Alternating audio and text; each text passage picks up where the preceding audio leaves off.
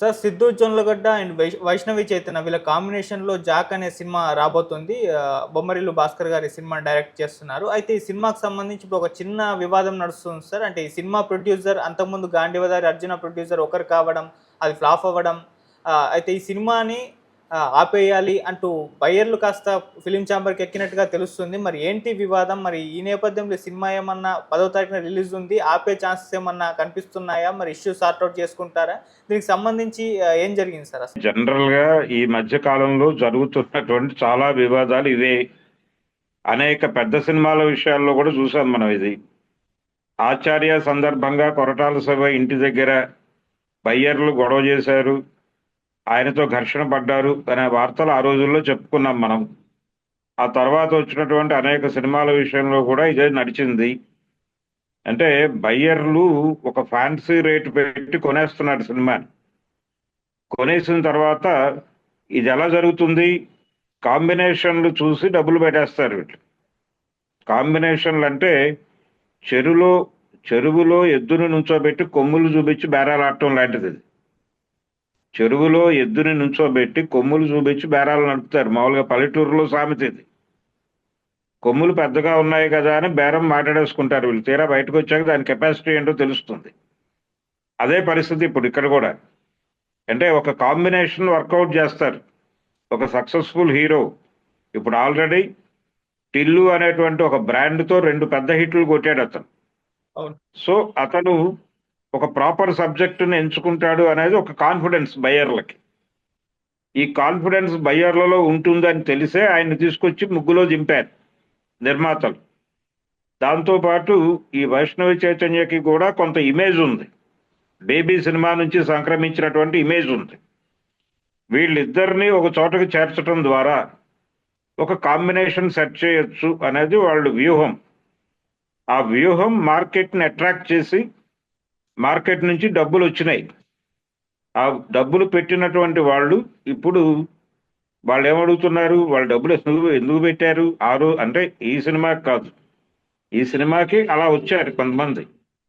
వచ్చారు, ఈ cinema shoot అయిపోయింది, దాన్ని మార్కెట్లో పంపు చేసేటువంటి ప్రయత్నాలు చేస్తున్నారు. కానీ ఇంతకు ముందు ఇదే నిర్మాత తీసినటువంటి ఇంకొక సినిమా ఉంది. ఏమిటా సినిమా? గాంధీవధారి అర్జున. అంతే కదా? అంతే సార్. ఆ సినిమాకి దానికి కూడా కొనుగోలుదారులు ఉంటారు కదా ఇలాగే. ఆ సినిమాని కొనుక్కున్న వాళ్ళకి నష్టాలు వచ్చాయి. అప్పుడు ఆ నష్టాలు పరిష్కారం కాలేదు, మాకు తిరిగి ఆ డబ్బులు ఇవ్వకుండా ఆయన వేరే కాంబినేషన్ సెట్ చేసుకుని వేరే బయ్యర్లకి సినిమా సెట్ చేసుకుని రిలీజ్కి సిద్ధమైపోతున్నాడు. దాన్ని ఎలా అంగీకరిస్తాము? దయచేసి ఆపి మా వ్యవహారం సెటిల్ చేసి ఆ తర్వాత రిలీజ్కి వెళ్ళమనండి అని వాళ్ళు ఛాంబర్ని ఆశ్రయించి ఉండొచ్చు. అంటే ఇది సెటిల్ అయిపోతుంది, కూర్చోబెట్టి ఏదో మాట్లాడేసి ఒక సెటిల్మెంట్ చేసి పంపించేస్తారు. సీరియస్గా దీన్ని పట్టించుకునే పరిస్థితి అక్కడ ఉండదు. సినిమా రిలీజ్ ఉంది కాబట్టి రిలీజ్ టైంలో అడిగితేనే డబ్బులు వస్తాయని చెప్పి వాళ్ళు కూడా రంగంలోకి దిగారు. ఆ డబ్బులు ఎంతో కొంత, అంతా కాకపోయినా ఎంతో కొంత సెటిల్ చేస్తారు. రెండోది, వీళ్ళ మధ్య జరిగినటువంటి అగ్రిమెంట్లు ఏమిటి? ఇప్పుడు నాన్ రిఫండబుల్ అంటే కనుక వాళ్ళకి డబ్బులు రావు. రిఫండబుల్ అగ్రిమెంట్ అయితే డబ్బులు ఖచ్చితంగా ఇచ్చి తీరాల్సి ఉంటుంది. ఎంత వసూలైంది, ఎంత నష్టం వచ్చిందో ఆ నష్టం ఖచ్చితంగా ప్రొడ్యూసర్ గారు తిరిగి ఇచ్చేయాలి. ఎందుకంటే ఆ డబ్బులు వారి నుంచి వీరికి చేరినవే. వారి దగ్గర నుంచి వీరు తీసుకున్న డబ్బుల్లో వాళ్ళకి రికవరీ కొంత కాలేదు. ఆ రికవరీ కాని పార్ట్ని వీళ్ళు డెలివరీ చేసి తీరాలి. దానివల్ల ప్రొడ్యూసర్కి వచ్చే నష్టం కూడా ఏమీ ఉండదు నిజానికి. ఎందుకంటే వీళ్ళు సినిమా అమ్మేసుకుంటున్నారు. ప్రొడ్యూసర్లు ఏం చేస్తున్నారు? సినిమా అమ్మేసుకున్న తర్వాత వీళ్ళు ప్రాఫిట్ తో బయటకు వచ్చేస్తున్నారు. కానీ రిలీజ్ అయిన తర్వాత సినిమా రిజల్ట్ తేడా అయితే నష్టపోతోంది బయ్యరే.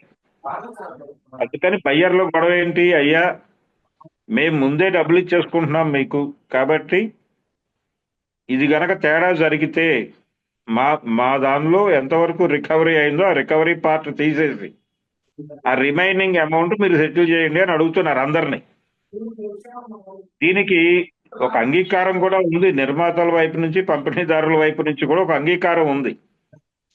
అందుకనే వాళ్ళు చాంబర్ దృష్టికి విషయాన్ని పట్టుకెళ్ళారు.